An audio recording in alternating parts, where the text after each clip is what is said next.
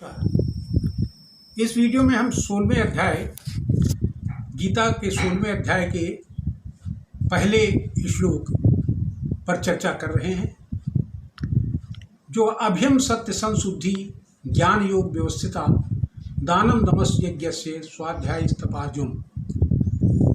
निर्भयता, अभ्यम तथा सत्य संशुद्धि अंतःकरण की शुद्धता के विषय में हम पिछले वीडियो में चर्चा कर चुके हैं। इस वीडियो में ज्ञान योग व्यवस्थिता के विषय में चर्चा करेंगे। ज्ञान के संबंध में एक श्लोक है कि श्रेयान द्रव्यमयाद यज्ञात ज्ञान यज्ञा परंतप सर्वम कर्माखिलम पार्थ ज्ञाने परिसमाप्यते। कि द्रव्यमय यज्ञ की अपेक्षा ज्ञानमय यज्ञ श्रेष्ठ है, क्योंकि अंत तो गत्वा सभी कर्मों का पर्यवसान ज्ञान में ही होता है।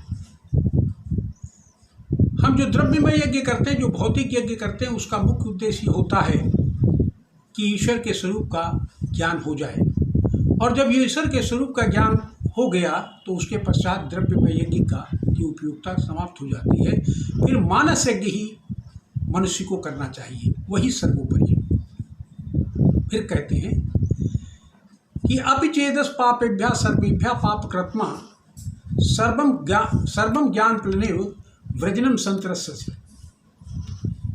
कि कितना ही बड़ा पापी कोई क्यों ना हो, लेकिन जब वो ज्ञान की नौका पर सवार हो जाता है तो उसके सभी पाप कट जाते हैं। और फिर कहते हैं कि ज्ञान और योग के संबंध में कि योग संन्यस्त कर्माणि ज्ञान संचिन्न संशयम आत्मवंतम न कर्माणि निबंधन्ति धनंजय। कि उस आत्मज्ञानी को कर्म बंधन नहीं सताते, कर्मों का पाप और पुण्य फल नहीं सताता, जिसने ज्ञान के द्वारा अपने सब संशय नष्ट कर दिए। और इसलिए हे अर्जुन, तू ज्ञान रूपी तलवार से अपने संशयों का नाश कर दे, संशयों को काट दे और युद्ध के लिए खड़ा हो जा। इस प्रकार का उपदेश भगवान कृष्ण अर्जुन को दे रहे हैं। अब कर्म के विषय में आते हैं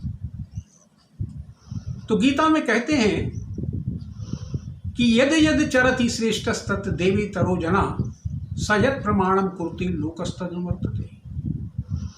कि जैसा जैसा इस जगत में श्रेष्ठ पुरुष करते हैं, वैसा ही वैसा उसका अनुपालन सामान्य पुरुष करते हैं, सामान्य मनुष्य करते हैं।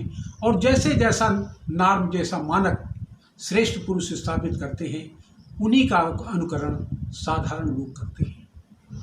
श्रेष्ठ पुरुष का तात्पर्य परिवार में माता पिता से है, स्कूल में टीचर से है, अध्यापक से है, व्यवसाय में मालिक से है, और सर्विस में, सेवा में हेड ऑफ डिपार्टमेंट से है। जो जैसा व्यवहार और जैसा आचरण का मानक वो तय करता है, उसी तरीके से जैसा वो करता है, वैसा ही उसके अधीनस्थ भी उसी का अनुसरण करते हैं।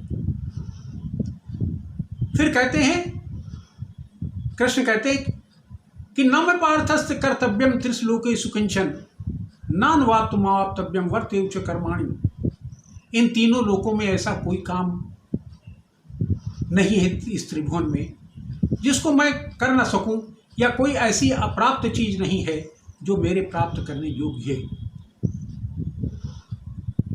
उससे दियो रिमे लोका न कुर्याम कर्म चेद हम, उससे दियो रिमे लोका न कुर्याम कर्म चेद हम, शंकरस्य में करता श्याम महम मिमाम प्रजा। कहते हैं कि यदि मैं कार्य न करूं, भगवान कृष्ण कहते हैं कि यदि मैं कार्य न करूं तो इस संसार नष्ट हो जाएगा, लोग मेरा ही उदाहरण देंगे। इस वजह से ये बात इससे उभर कर आती है कि मनुष्य को अपने नियत, नित्य, नैमित्तिक, निर्धारित कार्यों को अवश्य करना चाहिए और निषिद्ध कार्यों को कभी नहीं करना चाहिए। इसी के साथ मैं इस वीडियो को समाप्त करता हूँ। अगली बात अगले वीडियो में। नमस्कार, धन्यवाद।